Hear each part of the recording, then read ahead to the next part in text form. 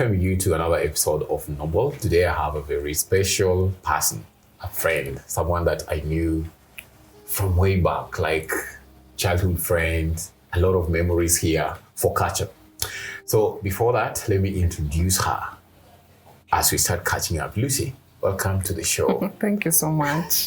For not calling me Shiko. Okay, fine. All right. Introduce yourself. What do you do? Yeah, sure. My name is Lucy Wanjiko Jenga. I am an author.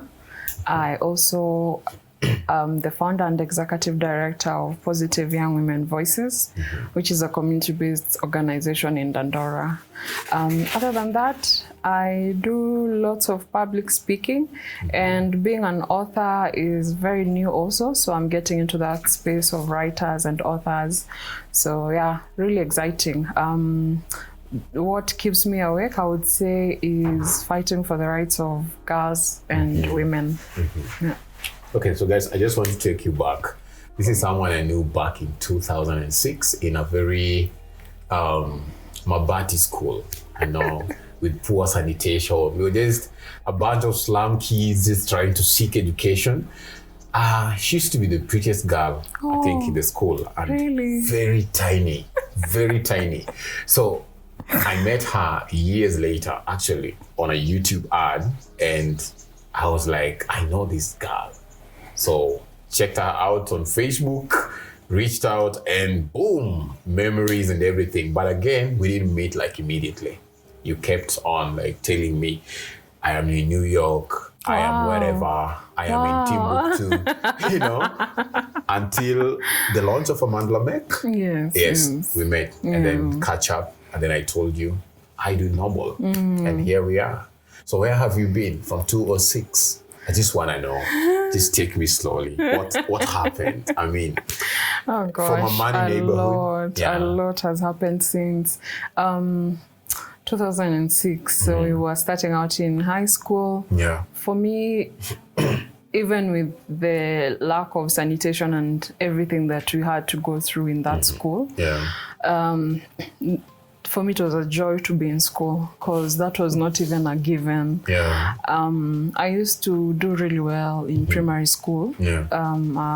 I finished my class 4 to class 8 in Lenana Primary School, which was in Nakuru. Yeah. Then we came back to Nairobi, and my dad had said he wanted to be able to afford my high school school fees. So this for me was actually not a new thing when he said it. It's like I had already anticipated it. Yeah. I pray that I was not the one who made it happen. Like you can manifest something for so long. Yeah. But when he said it, my mom was like, don't worry, no matter what, you'll go to high school.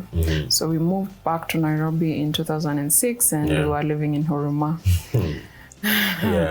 So my siblings, because I have 2 siblings who were also in school. I think my brother was in class 4 or something.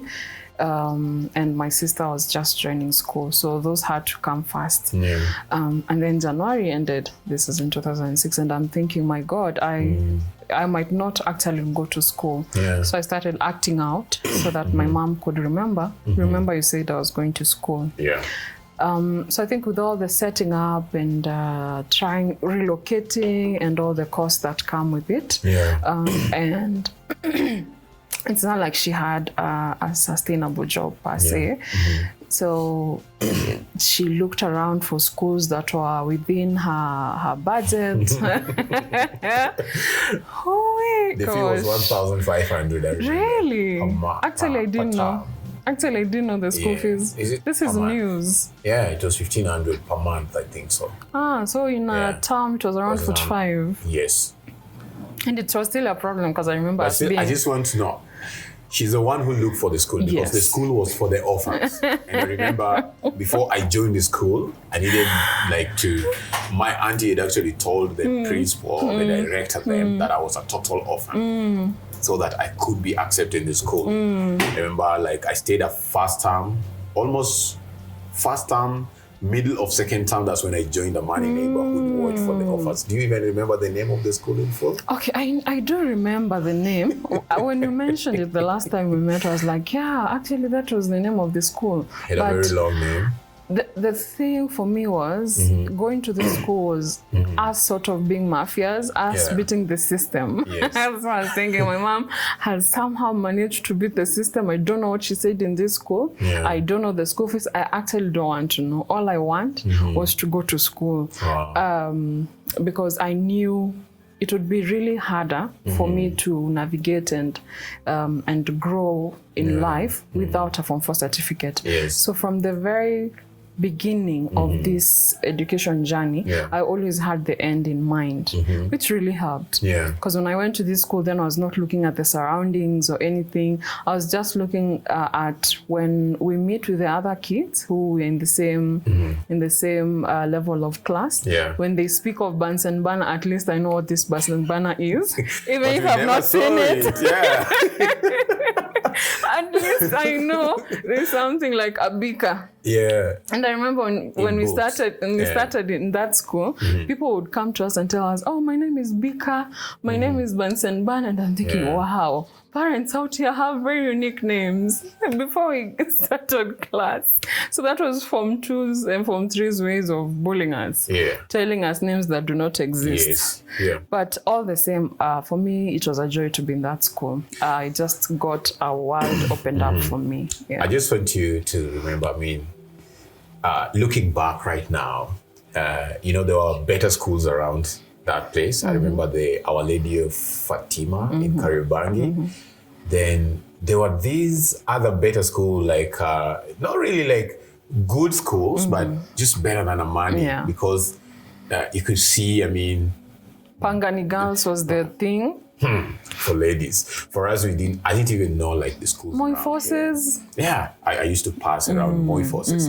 So looking at the discrepancy that exists, that other kids like have access to school, others like us, I mean, we had one teacher who teach like 4 subjects and everything was like a road deal. I remember this guy used to call Chris. This guy used to beat us like a very young guy. The CRE teacher. He was not even a teacher like by profession. He was like a guy from the slums who that guy I don't really know what beat he's us. doing. Yeah. And he made us draw in CRE, you remember? Yes. Hi. And it was never enough for that guy. Because I remember I don't even remember the name Chris. I remember everything about him. So I hated the times where he would beat us under the soles of the feet. Yes. So how was that like? Like now when you reflect back, the role that probably education plays, because I know a number of those kids we were with in the school, they didn't go far. Because at one point, the school got closed. Parents could not afford other schools. For me, I moved out because of fees, because I was just feeling embarrassed that it's only 1,500 per month, and I can't even that is the problem. Why did you go getting to know the school fees? It was just one of, the difference between you and me, it was like, for you, your parents were paying, so maybe it was their business. But for me, the first fee was what was paid for me. The rest was my hustle. Like we're selling the scrap metals, you get like 200. It never made sense when you said you would leave school and go work. I just thought those were things you were making. I mean, we didn't like games. We didn't want remedials. We wanted to. We're going home, and you see, I'm meeting a number of kids who know this kind of hustle better. They know where to sell plastics. They know where to sell metals, and you have to join them and do something. Oh, wow. Yeah. I never knew actually you were serious when you said that. I don't know. For me, I knew like this was unfair. And I would feel it really deep in my soul. Like I was withering away in an environment that was not bringing me up to my highest potential. Yeah. And we had those teachers who were really caring, like the maths teacher. I don't remember his name. Orlando? No, not Orlando. Orlando was GXC or something. And he also didn't like me. There was this... Oh, I know him. This short guy. Yes. Yeah, I remember him. Yeah. And he could see there's something. Sotieno. Something like that. Yes, Sotieno. I remember him. Yeah. Could see there's something there, but maths was not one of my best subjects. And then I was not going to work to get paid, but I would be expected to work when I get home.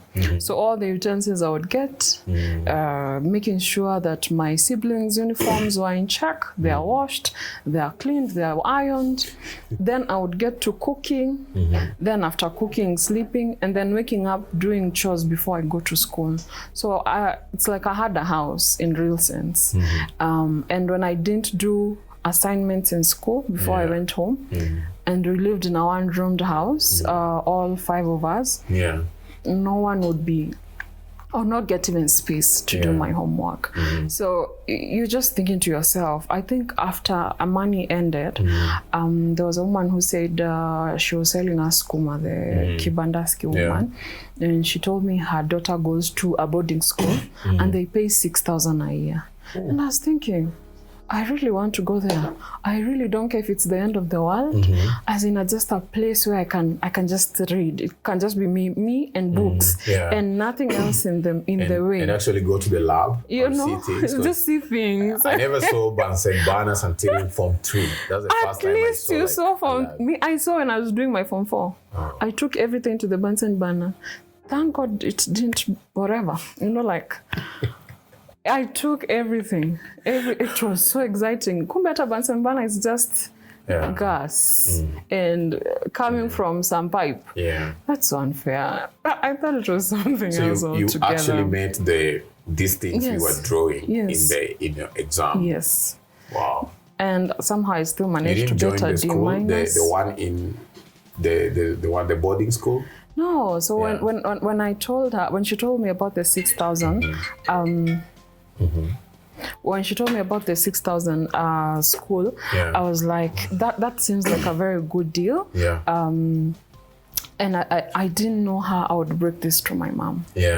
Already we were struggling with what was happening. So I now want to go to boarding and I'm expected to be the one helping around the house. It just seemed like I was trying to run away from my duties as the firstborn, so to speak, because I think that's a whole duty in our culture. So my cousin did. She told her, and my mom was like, until she tells me, but she didn't tell me, she told the cousin, until she tells me, I won't even consider it. So I never summed up the courage, but later on I did, and she said that would not happen.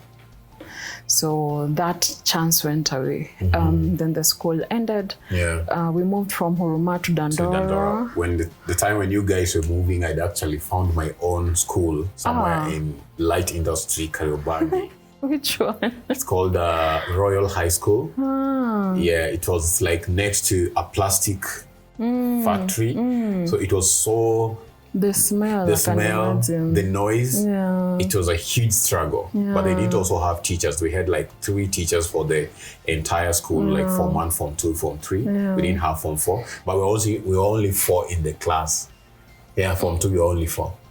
3 boys and 1 girl. For the whole year? Yeah. Oh, Jesus. So when we moved to Dandora, the school ended, and now I had to think of what is the next steps. Like, even your parent does not think for you. You still have to go think which school it is you want to join.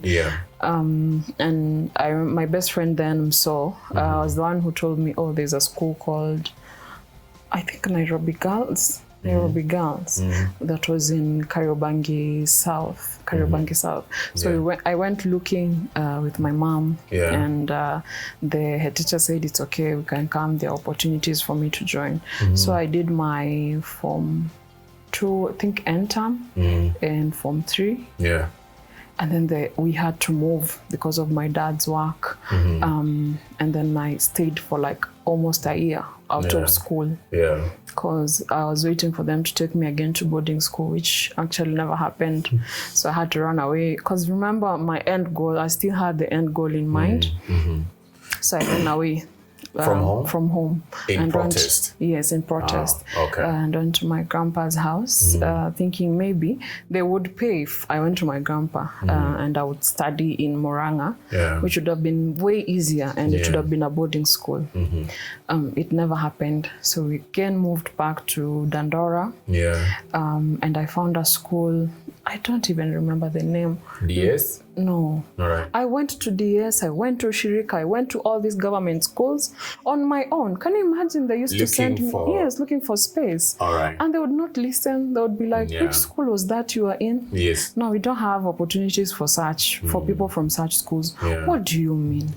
No, it was just a way of taking care of the students because a school like DS, of course, I know it for so many wrong reasons as well. Like the students who've gone there, but these were people who are coming from very formal primary school setup, and they're joining like a government school. So these are human beings with straight people.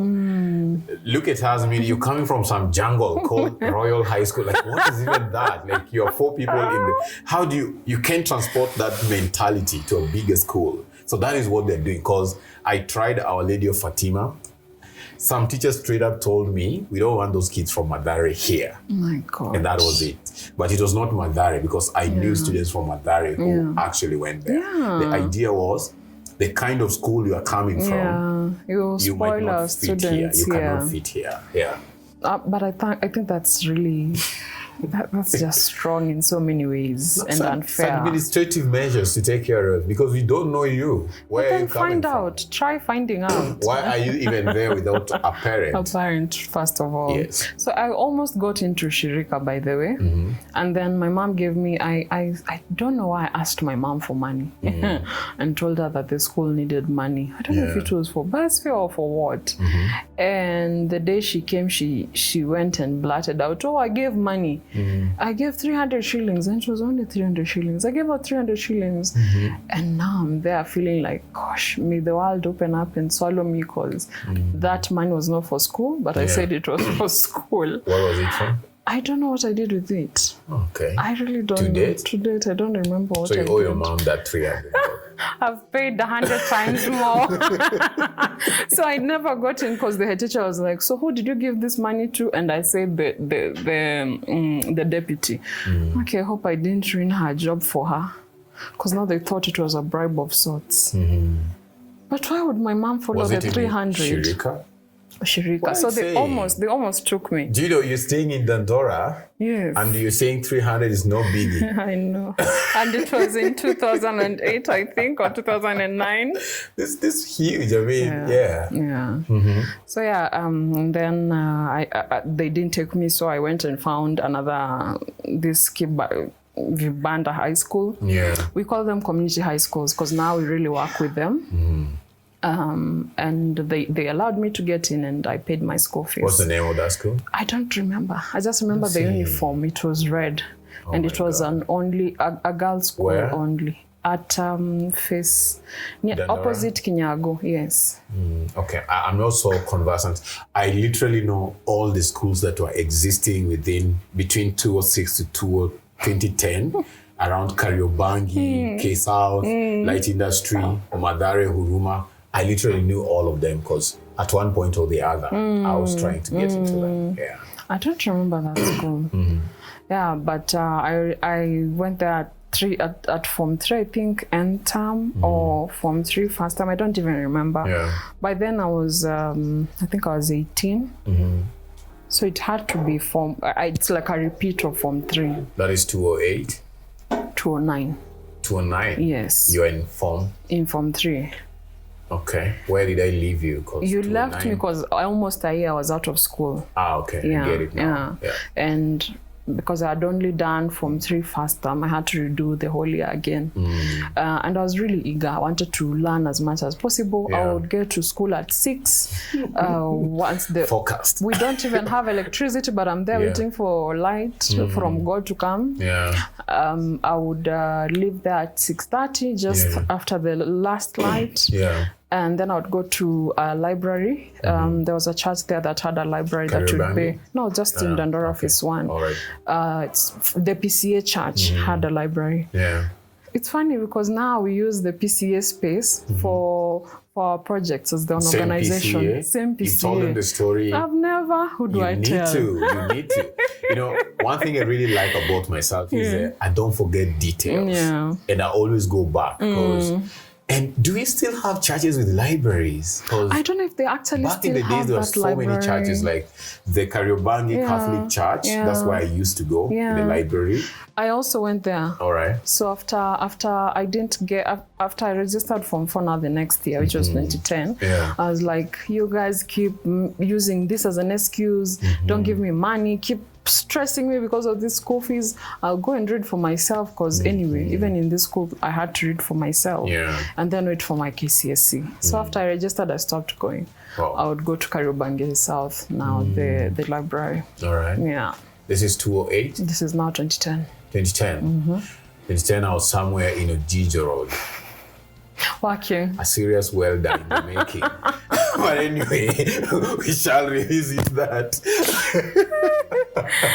In 2010, I was wondering, where is my life now going? School is about to end. I had also met a boyfriend. I was feeling all adulty. I was figuring and dictating how my life would go, the journey it would take.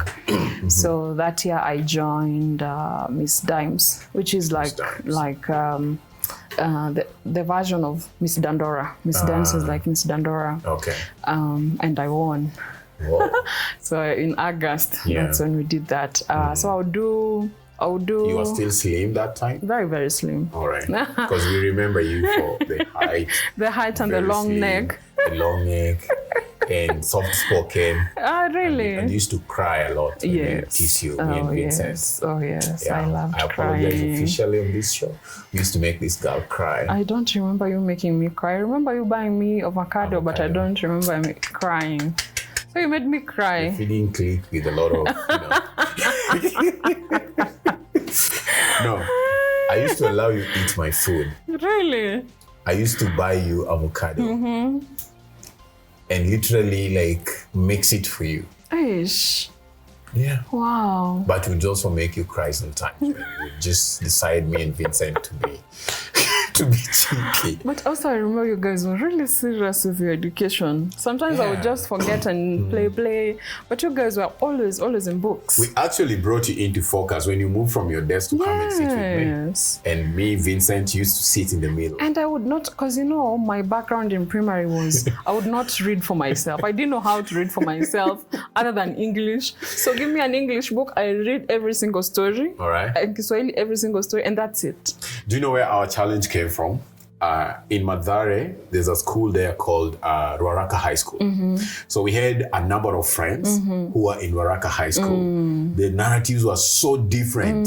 What they're seeing in class versus what we are seeing in class was so different. So what we used to do, we had books for notes for Amani because the teachers would check them. But we had our own books now for our personal reading that we wrote, the notes we copied, we borrowed from the other students. So me, Vincent, and his brother, Frederick, we would always just sit there and read those notes from. And that's why we were beating you guys in class. You guys were, you were the top 3. You had hacked this system. Hey, I don't even remember which numbers I was in that school. After you moved to our desk, you tried. You moved up. Thank us in this show. Vinny is listening. Vinny is now a very serious artist playing rumba somewhere in Kisumu, those side. Oh, Frederick is managing some hotel somewhere. You guys, the last time we met. But I know, guys, we are still doing well. And I am here trying to do this. We tried. We used the tools we had and made sense of them. So I did Miss Dimes and won. So I would do morning, go to the library up until 3. Then 3 walk all the way from the library to Dandora Phase 4, where we were doing our practicing in a social hall. Do the practicing until I think around 6. Come home. I think I would do the supper. I don't even remember anymore. Did your mom know that you are the ghetto queen of Dandora? I even invited her. I invited her to the show, but she didn't see the crowning. She had to go back and cook and cook supper because my dad expected supper at 7. That was a non-negotiable in our house. So she didn't see herself being crowned? She didn't see the crowning. And I remember getting the crown and crying, because I didn't expect I would win. Yeah. Where's my mom? So did it come with some money or something to run the project? Sadly not. Yeah. No tangible money. We had some gifts we got, and I think that is the downside of such community initiatives where they don't think you need money. Yes, the platform is good, the exposure is good, but what do you do afterwards is what matters. So when I didn't get anything from this, I tried joining another one in the neighboring community, Korogosho, Miss Coach. Yeah. Oh, you went through the Miss Coach? Yes, and I won in 2010. Wow. Yes, in October. Okay. At a time like this, I think. Who are the organizers? Miss Coach, the organization. Then there was CBO, I think. I think Coach FM was launched almost the same time. I don't remember the details. I can't say for because there were big guys like Raphael Obonyo doing a lot of projects right there. Then we had this guy who was working for CNN, then got fired some years later after. James Smart. Nah. He has some Islam name. He used to come to K South, the school where we are, and like have conversation around the hip hop, the era of Kapuka Imededi, a basketball thingy. So they wanted to hear like our perspective on hip hop. What do you think about this transition? So I just came to learn that.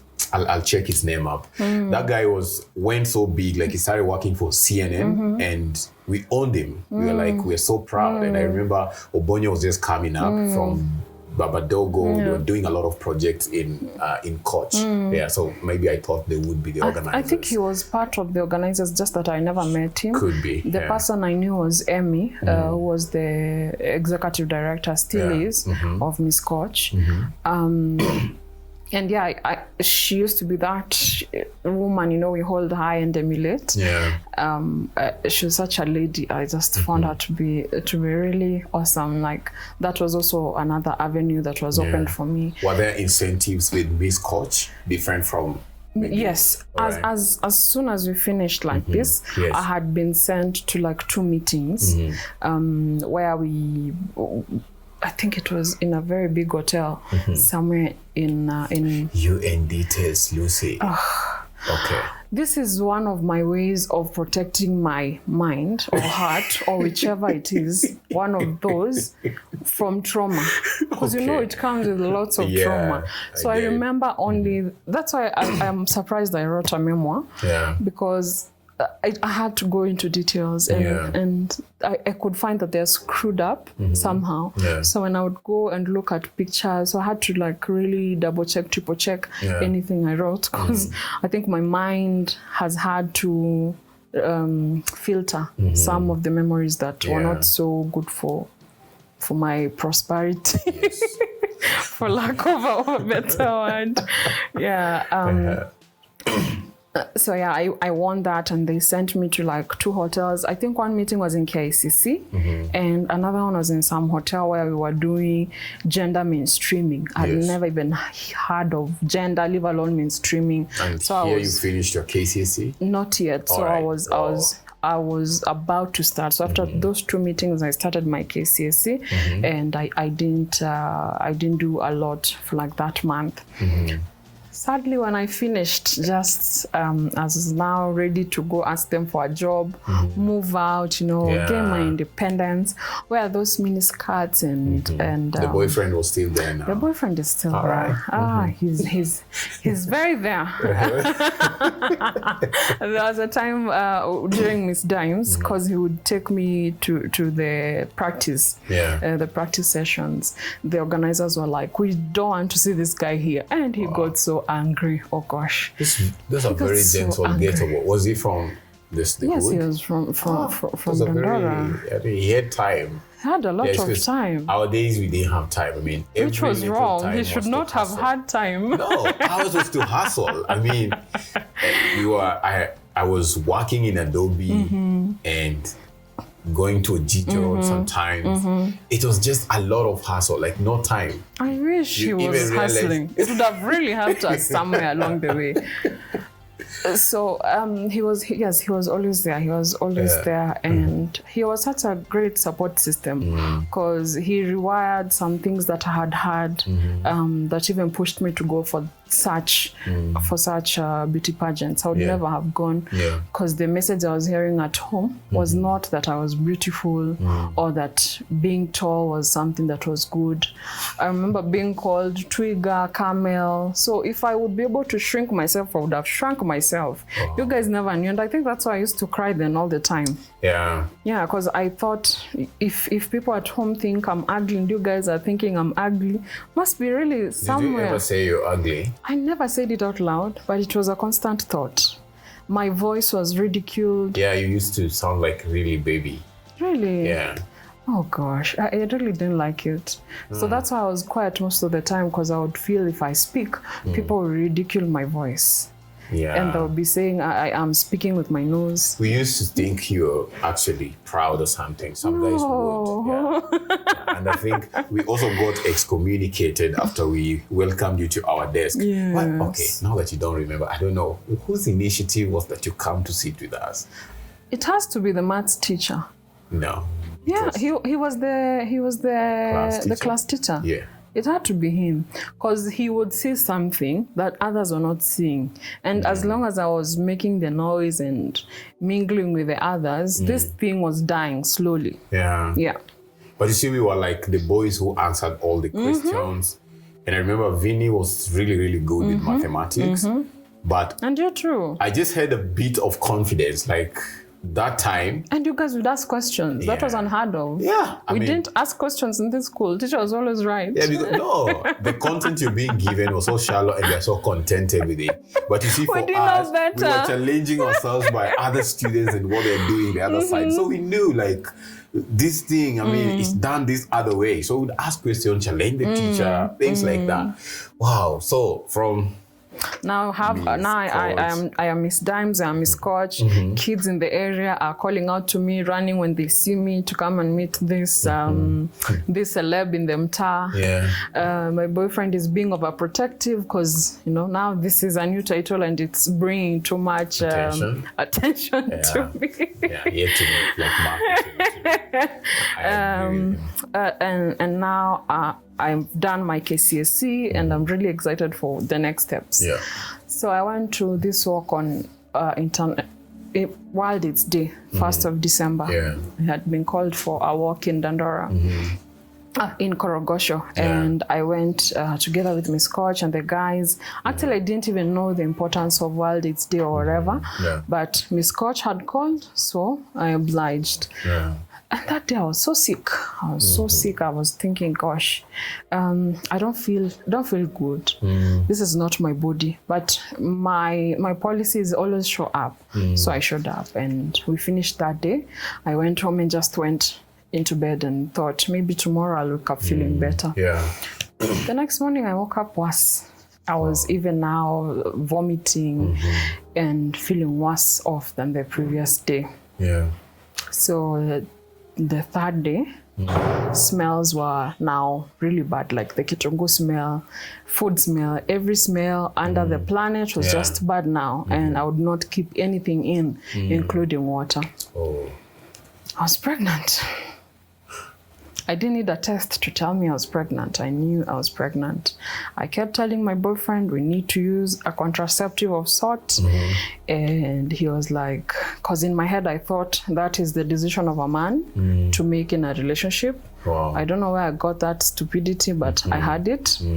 And when I asked him, he was like, no, they make you fat. And then that body was really important for some reason. I can't tell. But the reasons you could tell, I mean, you are the Miss Coach. It didn't matter. I never went into this. Probably his Miss too, because everything is very important. I never went into these pageants thinking I am doing them for fame or because I love this body or whatever. I was doing them because I wanted to have the next steps after high school. Yeah. I've fought so hard for this Form 4 certificate. Now it's coming. So what is next? What is next? Yeah. How am I getting out of home? I had also been told over and over again that by the time you're 18, you need to be thinking of leaving home. Wow. So now Who told you this? I think it's my mom. or my dad or both. I don't know who did, but it was a message I knew in the back of my head that by the time I'm 18. So when I got to 18 and I was still in Form 4, it was really scary. Actually, I think I was in Form 3. It was so scary for me because I was like, now I'm 18 and I've not finished. So by the time I finish Form 4, I need to have figured out what I'm going to do. So yeah, I felt crushed by this pregnancy, and it was not a kind pregnancy that you could still go and work and do your things. I was sick over and over and over, like morning to evening, night. I was just sick all the time. So that also meant that I could not work. The shame that came with it. In Miss Scott, you are being told how we need to protect our future and, abstain. And I had a boyfriend that I didn't know we were already having sex. So how would I start the conversation of, now I'm abstaining? What would that do to our relationship?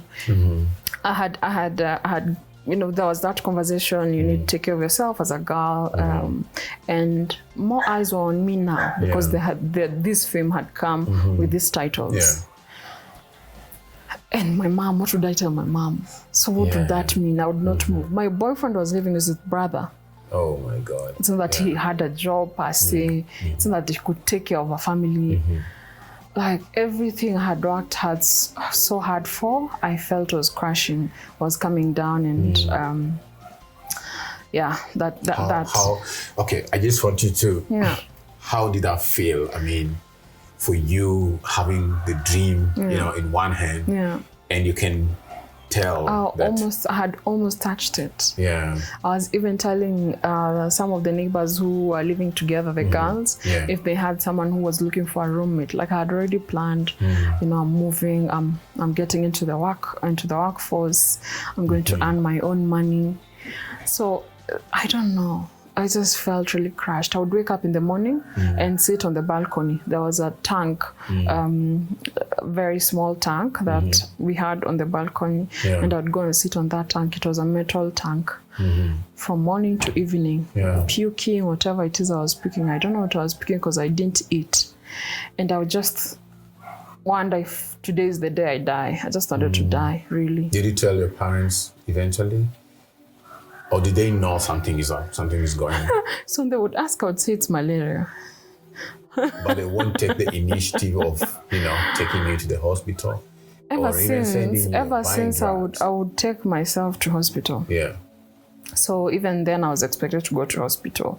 So I went and I knew it was pregnancy. So I just went to maternity side. I was thinking they would give me something to stop all the vomiting and the feeling bad. So I could move, because I would still move, maybe just have my kid in my own house or something. How old were you that time? 19. Oh. Yeah. But when I went, they were like, do you even have something in there? Because I had a flat tummy and, all those things they say. Koshu hapa kuna kitu. And she's looking at me and I'm thinking, all the women behind me are laughing and their big bellies. And I'm feeling so... There was so much happening in my head. I was feeling dumb. I was feeling like a disappointment. I was feeling like I had let myself down. I had let people who trusted me like me scotch down. I had let my parents down again. So many negative conversations were happening in my head. And I didn't plan for this. So I didn't know what to do with this. And you're a kid, actually. 19 is still very, very young. I was a teen pregnant woman. Whatever, girl. Whichever the word.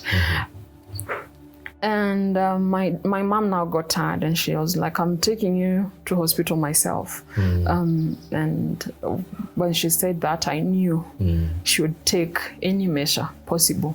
Wow. And I didn't know if I was ready for any measure possible. Especially if she was to say I have an abortion. I didn't know if I would be able to do that. I would be able to handle that. And I just didn't want that happening. So I ran away again back to my grandfather. And my grandfather was like, you're still sick. So he also took me to hospital. And then he was told, she's pregnant. Actually, they told him, Motumia kuena ihu. which is to translate, your wife is pregnant. Oh. So I don't know why they thought me child was this man's has a wife. Your grandpa must be looking quite young, right? Yeah, he now he's old. He's 98. But then he was strong, and like to the hospital was a whole journey, and he took me, and we were walking, and there was no trouble. So when he called my mom, and my mom was like, "You're embarrassing me in front of my family. Please do come back. They're not the ones who got you pregnant." So I went back again and started my routine again of waking up, going to the balcony, wishing on death, seeing the sunrise, seeing the sunset, and not dying. So there was a time I just decided, let me just end it. If it's not coming on its own, let me look for it. Wow. This was depression undefined. Yeah. By then, because maybe you just think you're sad, but actually these questions in your head are not coming out clearly. And you have no one to talk to. Because who would I talk to? Even when Miss Scotch guys came looking for me, I ran back to the toilet because they were down there. You could see from the balcony, you could see the gate. And I ran back, and my mom chased them away. So those would have been the guys I would probably have talked to. And this would have been easy. I'm very sure they would still have given me a job. But you see, I had so much negative talk. Your boyfriend all this time knows you're pregnant? Yes. Okay. And he's like, tell your parents. For why? Why should I tell them? I didn't want to tell them. So until it got to that point where they now knew for certain, I didn't want to tell them. Was there a conversation of moving in? He lives with his brother. He was a year older. All right. He has a lot of time, as we have already figured. So that means he's not working. So that means he doesn't have money. He's out of school? He's out of school, and the brother... And actually, this is the funny bit that even made this relationship happen. It would have never happened because I was not looking for love or for boyfriend or forever. Those were things not in my plan. Like I had a plan and I was aiming for that. But I had thought I want to be a nun. I think it's the influence of going to Karubangi South. Stop laughing. Okay. So the pretty Lucy you used to know, wanted to be a nun. Had an idea of becoming a nun. I was even actualizing it. I was in catechism classes. I really wanted to do this. But from the Catholic family? No. Yes, they are, but they are not practicing. I think my grandfather only. Yeah. But I've never seen a nun. Right. The nuns I saw were in that Catholic. Yeah. Where and they look so pretty. Not even pretty. Yeah. Remember, my idea is to have a life. Yeah. Something that may not, need a lot of academic hack and all that. Yes. And I also wanted a place where I could be strengthened what I had. Because I still believed I was bright and I had a lot to give into this world. And I was very... It came very easily for me to help people. Yeah. So I thought, this could work. I could still be helping. I could they could cater for my college. I would probably become a teacher or something. Yeah. And that idea of not having kids was also very nice for me. I liked that idea. And I also liked the idea of living in that spirituality. So then I was a very good church goer. I was in church. I was, really religious. So how did it influence you? He wanted to be a father. So here was a Catholic priest meeting a Catholic nun. Father and nun in the future. But then again, you guys chooses. Okay. A household of the clergy. Wow. All right. Probably would have been missionaries. Maybe I should have just continued. Yeah, so that was the idea for this relationship. So he took me to my catechism classes. He would take you? Yes. Wow. Before sex was introduced. Before sex. Yeah. Then sex happened. And I was like, you had a talk? No, not talks. Who has talks? Talks is our age now because we understand. You think these teen girls and teen boys are having talks? No, they're not having talks. So the dream is still No, the dream went out of the window. So after sex, I was like, oh God, let's talk. Now that we've had sex, now let's think of this man as my husband. Yeah. Me and you, we know he's the husband, so don't judge me so harshly. You told God. Yeah, it was me and God. It was my way of dealing, because I felt like such a sinner. And this is the thing, and I think that's why we need sexual education in our country, because the only education we have is abstain. Yes. If you're not abstaining, you're a very bad person. By church, by what, by all standards, you're a bad person. And even the people who preach about abstaining, the teachers, they were not abstaining in their teenage, you know? Yes. But they cut a very perfect image of, I was a very obedient child. We don't inspire these young people. And they also know, I think kids also know that here, somebody's just acting or lying. And you know, even having that conversation of even condom use, how do you negotiate condom use? I didn't know how. You thought it was an initiative from the man. And when I tried asking about condoms, I think he told me he's allergic to condoms. If he tried putting on a condom, his penis would probably burst. Wow. And I believe that. Funny, where do I have any other information? No one has ever talked to me about these things. And he probably has more experience than you do. He obviously had more experience than me. He was my first real boyfriend. But you guys still want to be to the convent and the... that ended. All right. After sex, we never even discussed that. I even stopped attending catechism classes. So the priest wannabe knew about his allergy to the condoms before? Okay. It did not click. I was a child, very naive, and I believed everything he said. And that's why I even believed I was beautiful when he said. Yeah. I think the words "I love you" were first heard from his mouth. Wow. Had never had that before. So as much as he was building me up, there was also an element of, taking me down in one way or the other. So my dad called him and told him, come for your wife. Who gave your daddy's number? I don't know how they found the number. This is Dandora, right? Yeah, I know. Ghetto dads. I know this. My dad would know where to find me, even if I ran away for a week. He would just know. It just doesn't. He doesn't want to come for you. That's why it had to be a week. Yeah. So he called him and he came for his wife. So he had been given a wife just like that. And he came? Yes, he came. He came, he sold his phone, he had a good phone. He rented an 800 shillings house in Phase 4 Dandora. And he took his bed. Apparently he had bought a bed, the one he was using with his brother was his. He took it and put it in the house, so we had a bed. I think my mom gave me utensils, I don't even remember. And I was married. I love these people, they're so cool. I mean, come for your wife. Do you know how hurt I was? Dude shows up? I was so hurt. Okay, he showed up alone? He did, yes, alone. You've been given your wife since now you're pregnant. Was he what was your in plan? Dandora? Yes. But I think he had a backup. Could be. Because I won't go alone. To do what? You need a backup, man. Anything can happen. Like for me, if somebody wronged me and I'm going to check him out, I'll go alone, but I have my team.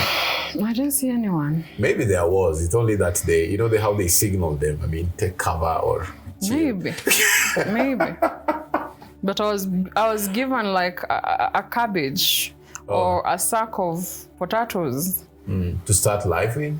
Just given like that. Like, don't give your child away just like that. Yeah. I have a daughter now, and even if you got her pregnant, you would sweat. I would not just give you a child just like that. You don't just give children away just like that.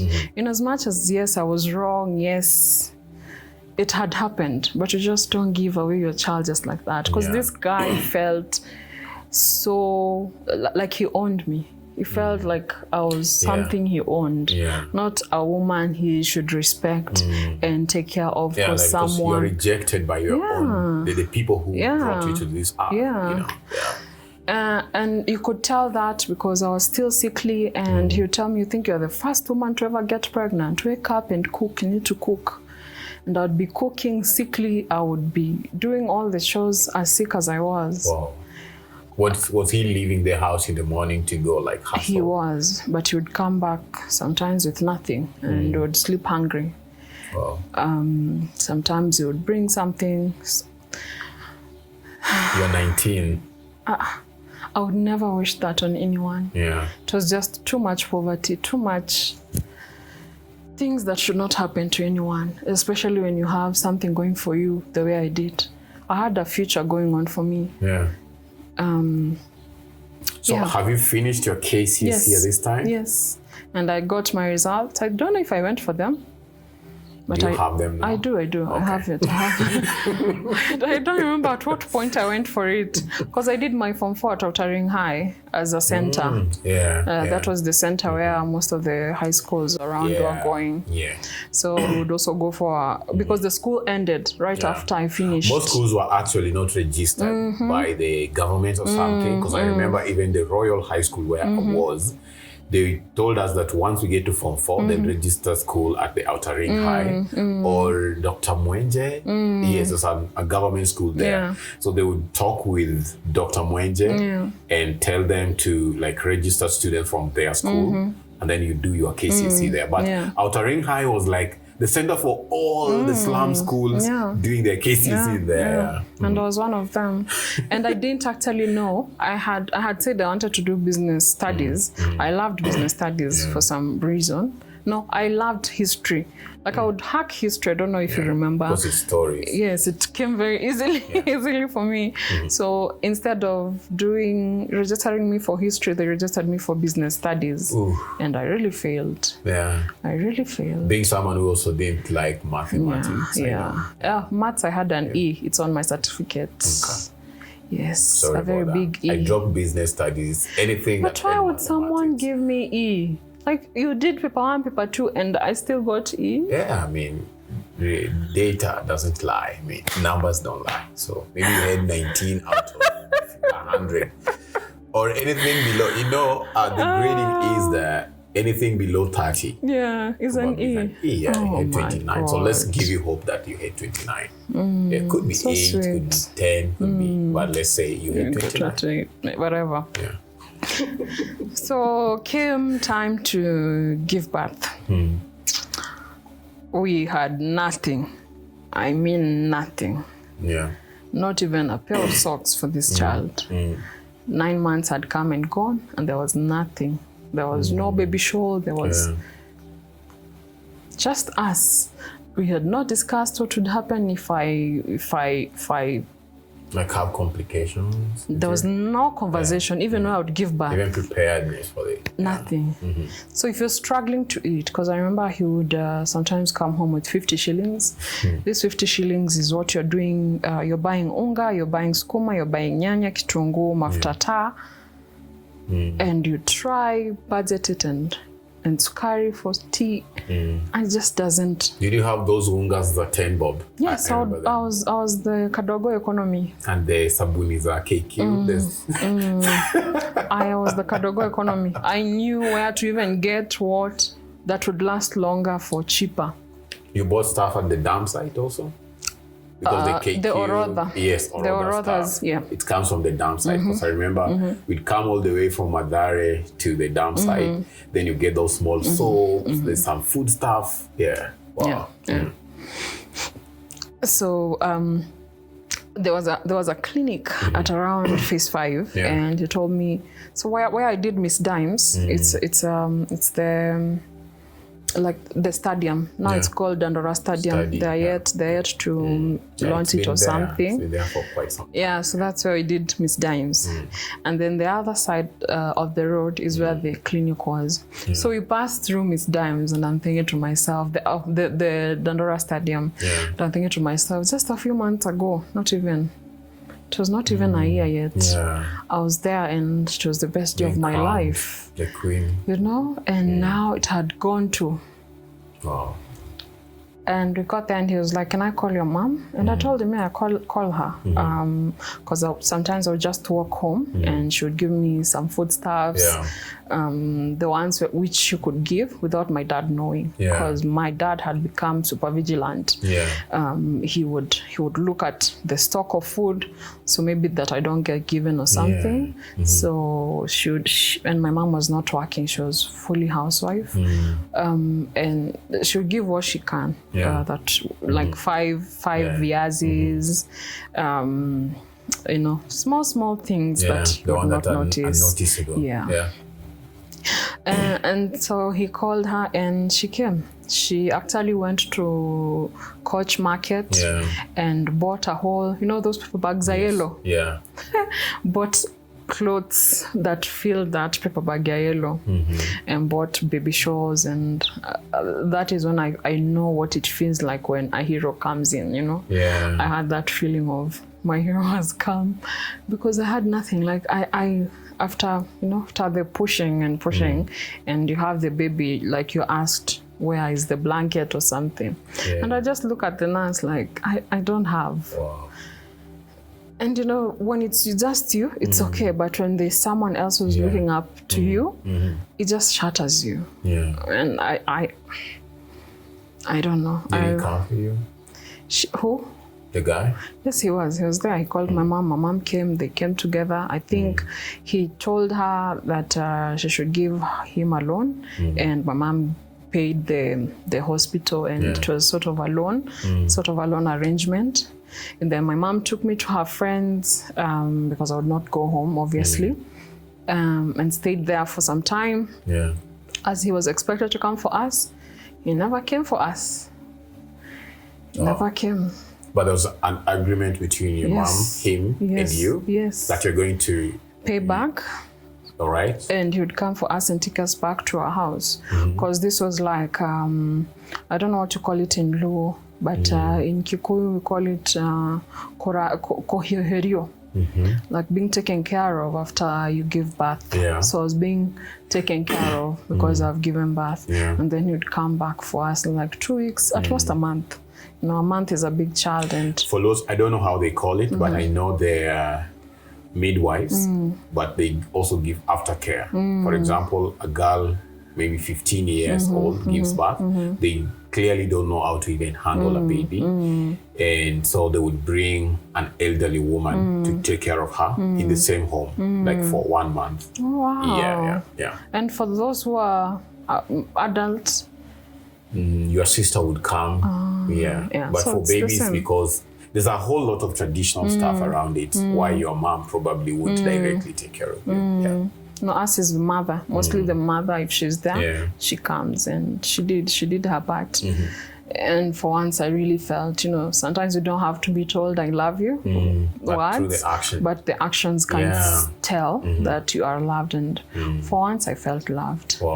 And when he didn't come back, so we had to, I don't know. Did you call him maybe? I would call him, he would say he's coming, and he never came. There was a time he came to bring his mom, because his mom was there. And the mom gave us 200 shillings to see the baby. And then when we were leaving, he asked for the 200 shillings. Okay. What was the reason? Hey, Lord. It is his mom's mommy? No, he said. He said he would bring back, I don't know, he would bring back 500. Because apparently he needed the 200, I don't know for what. So I gave him the 200. And for me, that meant at least diapers for like a week. The 200, it was not just 200, it meant at least diapers for a week, because we were using my mom's t-shirts now. All her t-shirts she had brought to us, so I was using them as nappies, the t-shirts. And he was born in June, my son was born in June. So June, July, you know, the cold is crazy. So even changing him at night was such a struggle. And it showed very quickly that this was wrong, because he started coughing. He would always have homa. And I would go to Hosi. They would, Kanjo hospitals. They prescribe you medication to go and buy outside. Where am I getting the money to buy medication outside? Wow. So I don't know. Someone recommended me for a job, an outside catering job, and they were paying 500 shillings. I think the medication was around 300 shillings or 200. It was just the normal cough syrup that I could not afford. So I bought, and I think I bought some more clothes for him because the clothes he had were now becoming smaller. My mom's friend was like, I can't take care of this family anymore because she was a single mom. She was struggling herself. So we... Dude took his mom's 200 and never showed up again? Never showed up again. The next time he showed up, he was told by my mom, you're living with your family. And I remember us being abused thoroughly. We were abused by my mom. Like, very bad words were said. But it made sense. She got fed up. Yeah, she got fed up. And the friend was also fed up. And she had nowhere to take me. Probably her frustrations too. Where would she take me even if she was to take me? And your father won't allow you. Obviously. And instead of him seeing that, he felt that I had called him for him to come and get the lashing from my mom, as if I had anything to gain from it. Such a dumb man. Your priest. The priest. The wannabe priest. So I don't know what happened. I think at some point I had to go home. I had to go back home because my mom's friend now didn't even have money for rent. So the house was locked and I had to live with my son. I think I would do my mom took a house for us, me and my son. She paid half the rent. A mabati house nearby. And my husband was supposed to come and clear the other half of the rent and, continue with your family. He only came once.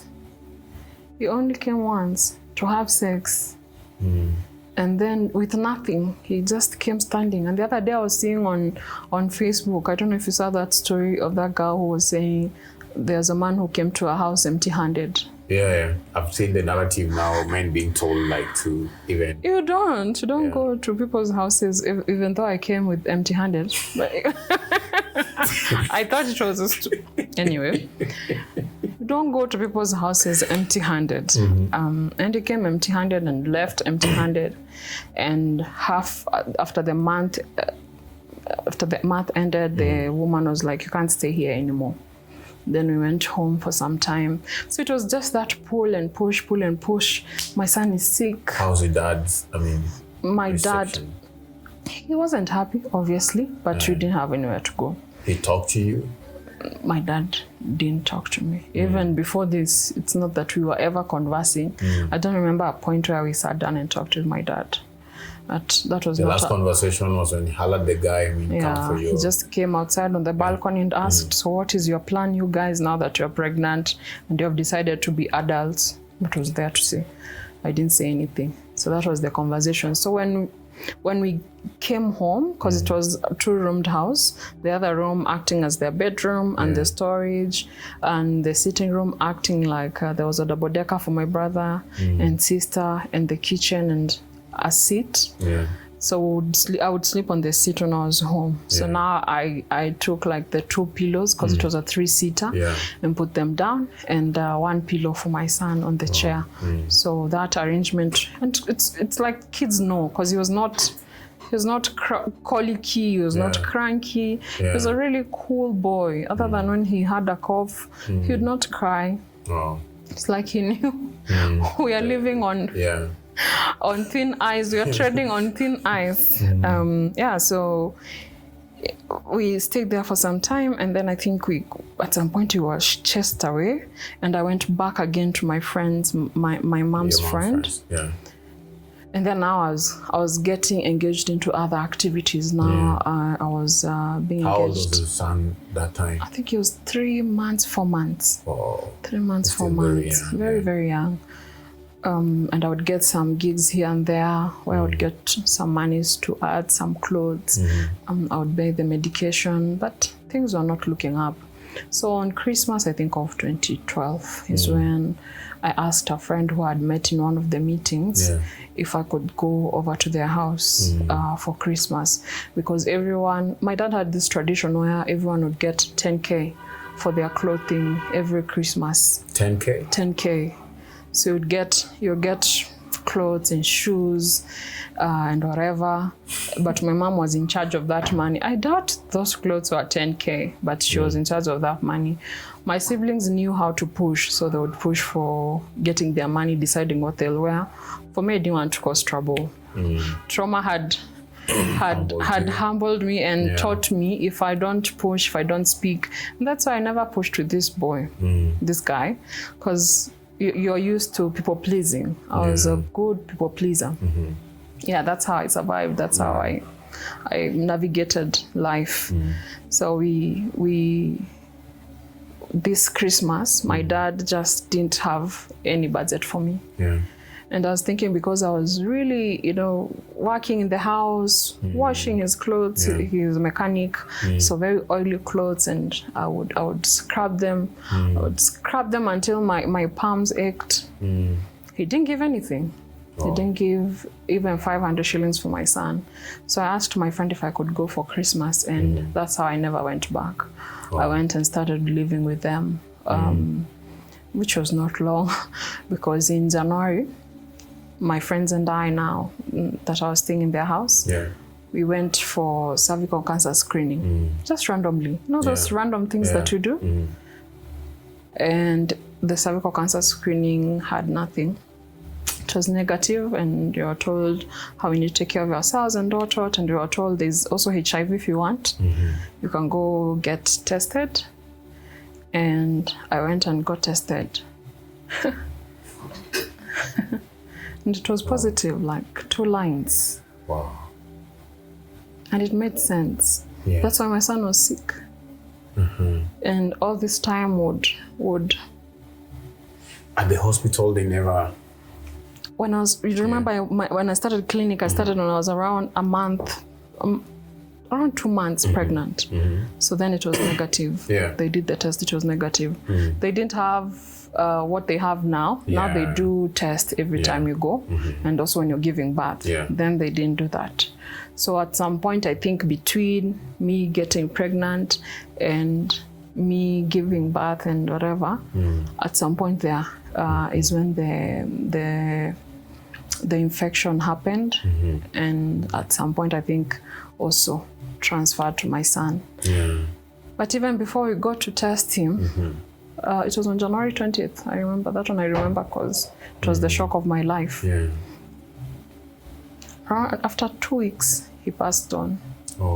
So we never really got to test. 2 weeks after you tested? Yes, after I tested. So how did you receive that? Like, you testing and then you positive. How do you take that? There's no manual. It just felt the way it felt when I got pregnant. It was like, you mean this is how life is. I had taken so much crap. And I was thinking, now things are getting better. I'm getting gigs here and there. I'm getting some money. I'm thinking at some point I'll get a job. I'm actively looking for a job so that we can move out with my son, from people's house and start our own life. And then this, And then just a week later, your son, 2 weeks later, he passes on. It was just a lot, and it was just before my 21st birthday. It was just a lot. I didn't know where to place it.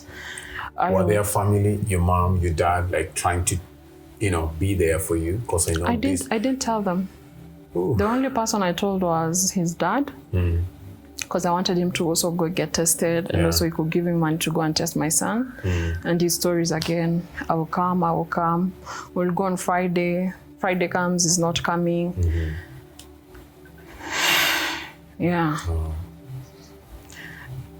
Then him passing, I don't know that. Did he come when the baby passed? Yes, he did. He came for the burial. We even got back together. Wow. when you're in the pits of life, I think you only think, you look at who you think can understand where you are. Yeah. And he seemed like that person. And he was the only person I had told. And when he said, you move back in, I thought, he really loves me. Yeah. But he never said, he never got tested. We never got tested together. Yeah. He never said sorry. He never, he never felt like even my son passing was something. I remember I had a photo of him when we moved in together on the window, because there was a window sill. Yeah. And I would light some candles and I was feeling really sad. And he said I was worshiping my son. It had gotten to a point now I'm worshiping him. He had become a god. I don't know. I just think there's just evil people in this world. Or I don't know, you develop evil at some point. I really don't understand what that was about. Maybe he didn't understand your world. Or like, yeah, okay, we were in I can't justify. We were not, I don't think we were made for each other. That's just it. We were just not made for each other. Yeah. Older than you? Yeah. Or maybe we had met each other too soon, and he had his trauma he was dealing with. What was his family like? I mean, he didn't have a supportive family per se. Just the brother. There was the brothers. Others had money that I never met. It was a broken home as well. It was a broken family. There was no dad. The mom was struggling as well. So he didn't have a lot to go with. Same as me. I just think you met at the wrong time and had a baby and you were just kids figuring life out. That was never supposed to happen. Yeah. And now that we had HIV in the picture and we were not doing anything about it, and it just kept progressing. The bad kept progressing. Yeah. He started being abusive. He was cheating, and I would get told and think people are just jealous. He would tell me people are jealous, and I would believe him. But then I asked God again, if this is not meant for me, just give me a sign. And he brought home a woman to our bed. And I was paying the house rent then. When you were there? Or? Yes, I wasn't there. I had gone to work. I had gotten... And when I had my son, I had applied for a role at Hope Worldwide. So somehow I knew community development was my thing. Yeah. Had applied for a role as a facilitator to do life skills education. I had not gotten a response, but when I started living with him at around April, I got a call. In detail, it's in the book. I got a call. I could go for an interview. I went and I was selected and I was trained. So even us moving in and me taking up the issue of rent, because I know the other time we could not even pay the 800 shillings rent, was because I had this role. So I was doing the facilitation, I was getting paid. The first salary I ever got was 5,000. Oh gosh, I was on top of the world. 5,000 after carrying milk on my back from Umoja to Dandora to Kayole, teaching kids and being really excited about that. That part of work I really liked. Talking to kids and just seeing the world opening up and feeling like they'll make better choices versus me not having that when I was their age. So that was nice. I brought home the 5,000. He said, oh, I know how. What do you want to do with this money? I told him I want to buy a TV, a gas cooker, and I don't know what else. And he said he knows where he can get all those things with these 5,000 shillings. Hey, Lucy is naive. TV at 5 Gs. All those things. There are three things I think. It's possible. It's possible. I thought so too. Like he knows many other people. He has connections I don't have. You can get TV at 1,000 in the slums. I think so. Sorrows and prayers. He came back with new shoes, a new phone, and no TV, and no gas, and no nothing. And we never had that discussion again. So things were piling up. So there was this, there was the violence, there was the snooping around my phone, taking my phone for days, waiting for someone to either do. And I was wondering, where is this coming from? Why would you feel like I'm cheating? Yeah. There was this guy, Alahola. No, Alahola. Yeah. Stupid guy. Oh, so sorry. I know he has fans. Alahola, we met in a Miss Dimes event at around that time. I had gone to help with the ushering and what, and I had seen and was, oh, Alahola, it's you. Like, I only saw you on TV. And here you are. So I was so excited. And then he asks for my number and I'm thinking, wow, maybe I need a shoot or something and I'd have some money. I gave him my number. Then he started flirting. And the time he was flirting, the guy had your phone. The guy had my phone. Wow. So that's where the violence stemmed from. But then after him bringing home a woman, I was like, no, it's too much. It's too much. So that's when I went back home and decided to pick my life up. I went, got retested again and started treatment. I even called him for that day and he came. Maybe he thought we would get back together. He came, we were tested. He started treatment. Him too? Yes, him too. All right. And I just told him, no, we can't do this. I don't know. He thought maybe we would go home together. And I was like, no, we can't do this. So I think that's when my life picked up. That was in September 2012. Yeah.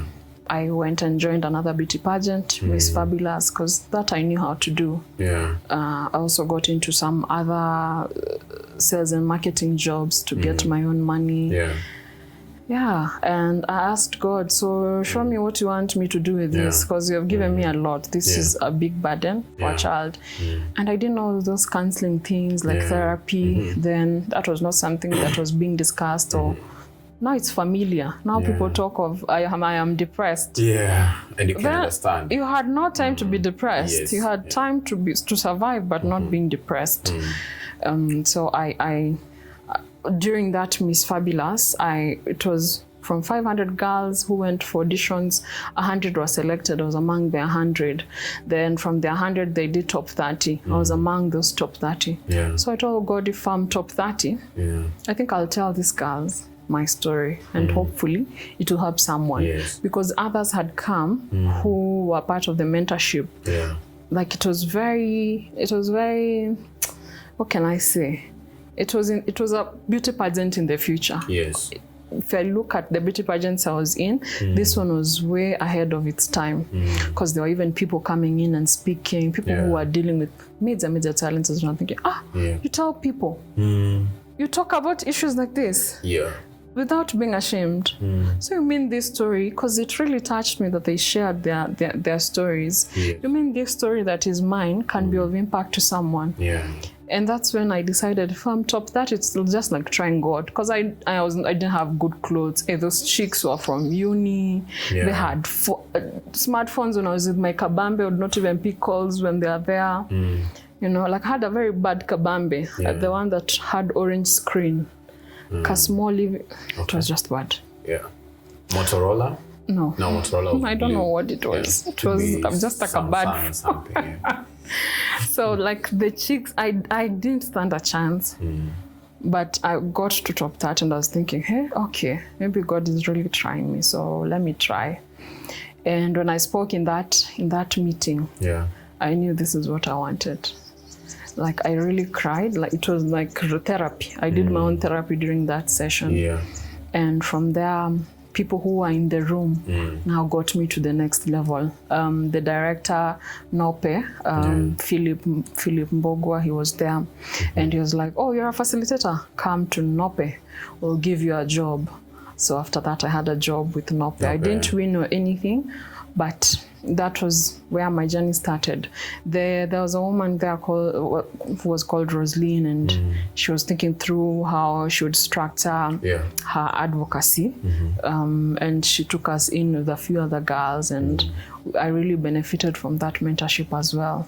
So that's where now... What was this mentorship about? Like building personalities? I don't know. I don't remember exactly what we used to do, but we'd meet at least monthly.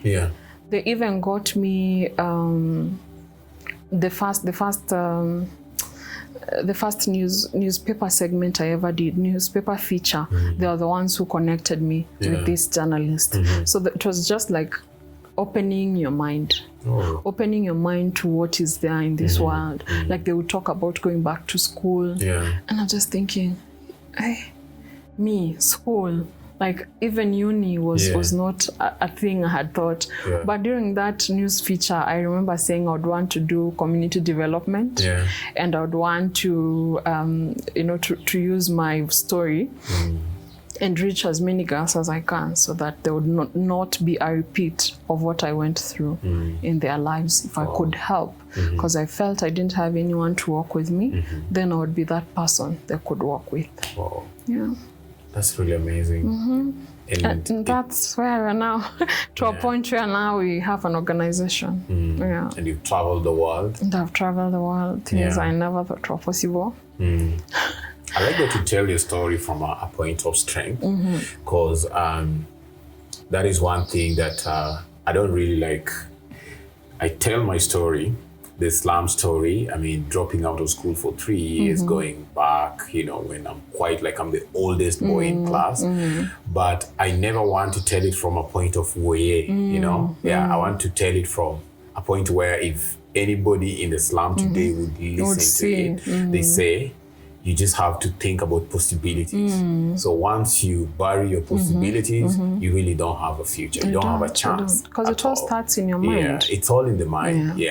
So envying other people and saying, I want to be like this. Or feeling miserable that they have it.